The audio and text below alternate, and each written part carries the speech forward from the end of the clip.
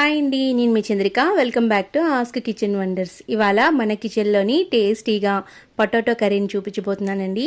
సీజనల్గా మనకి చిన్న చిన్న బంగాళదుంపలు దొరికినప్పుడు ఈ పొటాటో కర్రీని ఒకసారి ట్రై చేసి చూడండి, చాలా బాగుంటుంది. రైస్కి, చపాతీకి, అలాగే పుల్కాకి, బిర్యానీస్కి, ఆల్మోస్ట్ అన్నిటికి కూడా బాగా సెట్ అవుతుంది ఈ పొటాటో కర్రీ. మరి ఎలా చేసుకోవాలో చూద్దామా? ఫస్ట్ దానికోసం ఇక్కడ 1/2 కిలో వరకు నేను బంగాళదుంపల్ని తీసుకున్నాను అనమాట. ఇలా అన్నీ ఒకే సైజులో ఉండేలా చూసుకోండి. ఇప్పుడు ఈ బంగాళదుంపల్ని నీట్గా వాష్ చేసుకొని ఒక కుక్కర్లోకి వేసుకోండి. కుక్కర్లో 2-3 విజిల్స్ వచ్చేంత వరకు ఈ బంగాళదుంపలు అనేవి మనం ఉడికించుకోవాలి. ఒకే సైజులో బంగాళదుంపలు తీసుకుంటే కర్రీ చాలా బాగుంటుంది చూడటానికి. అలాగే దీంట్లోకి 1 గ్లాస్ వరకు వాటర్ పోసుకొని రుచికి సరిపడగా కొద్దిగా ఉప్పు వేసుకోండి. ఉప్పు వేసుకొని 2-3 విజిల్స్ వచ్చేంత వరకు చక్కగా ఉడికించేసుకోండి.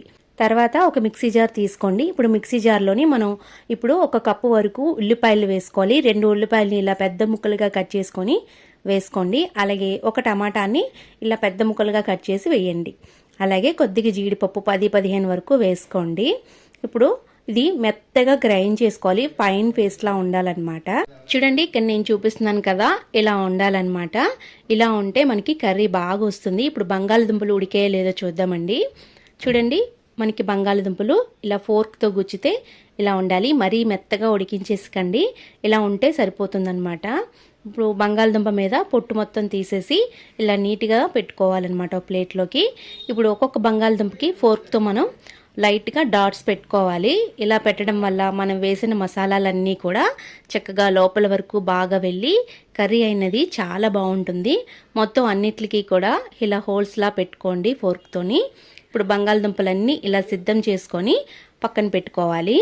బంగాళదుంపలు కరెక్ట్గా ఉడకాలండి. మరీ మెత్తగా ఉడికించేస్తే ఇలా ఫోర్క్స్తో పెట్టడానికి కూడా అవ్వదన్నమాట. ఇలా సిద్ధం చేసుకోండి. ఇప్పుడు ఒక బాండి తీసుకోండి. దీంట్లోకి 2-3 టేబుల్ స్పూన్ల వరకు ఆయిల్ వేయండి. ఆయిల్ వేసిన తర్వాత బంగాళదుంపలు వేసి చక్కగా వేయించేసుకోండి. లైట్గా వేగాలి బంగాళదుంపలు. ఇలా బంగాళదుంపలు వేగుతున్నప్పుడు దీంట్లోకి 1 టేబుల్ స్పూన్ వరకు ఉప్పు వేయండి.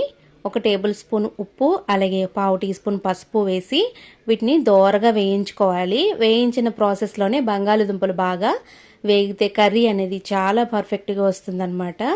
ఉప్పు పసుపు వేసి వేపిన తర్వాత 1 టేబుల్ స్పూన్ కారం కూడా వేసి క్రిస్పీగా అయ్యేంత వరకు బంగాళదుంపలు చక్కగా వేయించుకోండి. చూడండి, ఇక్కడ నేను చూపిస్తున్నాను కదా, బంగాళదుంపలు అనేవి ఇలా వేగాలి.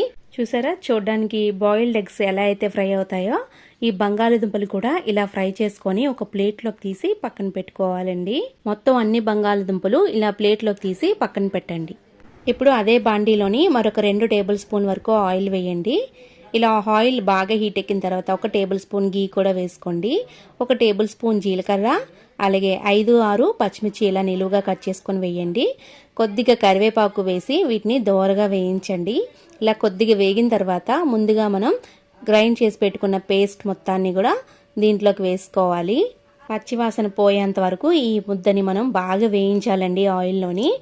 ఆయిల్ పైకి తేలేంత వరకు లో ఫ్లేమ్లో పెట్టి 5 నిమిషాల పాటైనా సరే ఇది చక్కగా వేగాలి. మూత పెట్టి బాగా వేయించుకోండి. ఆయిల్ పైకి వచ్చేంత వరకు ఈ గ్రేవీని బాగా వేయించుకున్నాక 1 tablespoon ginger garlic paste వేయండి. ఇలా పేస్ట్ వేసిన తర్వాత పచ్చివాసన పోయేంత వరకు మరొక 5 నిమిషాల పాటు దీన్ని మగ్గించాలండి. ఇలా మగ్గించిన తర్వాత చూసారా, మనకి పేస్ట్ అనేది అడుగంటుతున్నప్పుడు కరెక్ట్గా గ్రేవీ అనేది బాగా వేగిపోయినట్టే మనకి. ఇలా వేగితే సరిపోతుందండి. ఇప్పుడు దీంట్లోకి మిగతా ఇంగ్రీడియంట్స్ అయితే వేసుకుందాం. 1/2 టీ స్పూన్ పసుపు, 1 టేబుల్ స్పూన్ ధనియా పౌడర్, అలాగే కారం ఎంత తినగలరో దాన్ని బట్టి వేసుకోండి. 1 టేబుల్ స్పూన్ కారం, 1/2 టీ స్పూన్ వరకు జీలకర్ర పొడి అలాగే వేసుకొని బాగా కలిపేసేయండి. మనం వేసిన స్పైసెస్ అన్నీ కూడా మళ్ళీ బాగా వేగాలన్నమాట. ఇలా ఎంత బాగా వేయించుకుంటే కర్రీ అనేది అంత బాగుంటుంది. కొద్దిగా వేగిన తర్వాత మిక్సీ కడిగిన నీళ్ళు ఇక్కడ కొద్దిగా వేస్తున్నాను. అలాగే గ్రేవీ కన్సిస్టెన్సీ చూసుకొని ఇక్కడ వాటర్ కూడా యాడ్ చేసుకోవాలి. ఇలా బాగా కలిపేసేయండి. ఒకసారి వాటర్ యాడ్ చేసిన తర్వాత ఉప్పు చెక్ చేసుకొని ఇక్కడ ఉప్పు కూడా అడ్జస్ట్ చేసుకోవాలండి. మనం వేసిన 1 టేబుల్ స్పూన్ సరిపోలేదు.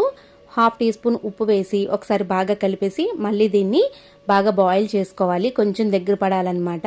చూసారా, ఇలా దగ్గర పడి ఆయిల్ సపరేట్ అవుతున్నప్పుడు ముందుగా మనం వేయించి పక్కన పెట్టుకున్న బంగాళదుంపల్ని దీంట్లోకి వేసుకోవాలి. బంగాళదుంపలు వేసిన తర్వాత ఒకసారి బాగా కలపండి. గ్రేవీ మొత్తం కూడా బంగాళదుంపలకి బాగా పట్టాలన్నమాట. మరొక 5 నిమిషాల పాటు దీన్ని కుక్ చేసుకుంటే స్మాల్ పొటాటో కర్రీ రెడీ అయిపోయినట్టే. చివరగా దీంట్లోకి గుప్పెడంతా ఫ్రెష్గా తురిమిన కొత్తిమీర కూడా వేసుకోండి. కొత్తిమీర వేసిన తర్వాత మరొకసారి బాగా కలిపేసేయండి. కలిపేసి స్టవ్ ఆఫ్ చేసుకుంటే ఎంతో టేస్టీగా ఉండే స్మాల్ పొటాటో కర్రీ రెడీ అయిపోయినట్టేనండి. రైస్, చపాతీ, పుల్కా అలాగే బిర్యానీస్లోకి సూపర్గా ఉంటుందన్నమాట. చూసారా, థిక్ గ్రేవీతో చాలా బాగా కుదిరిందనమాట.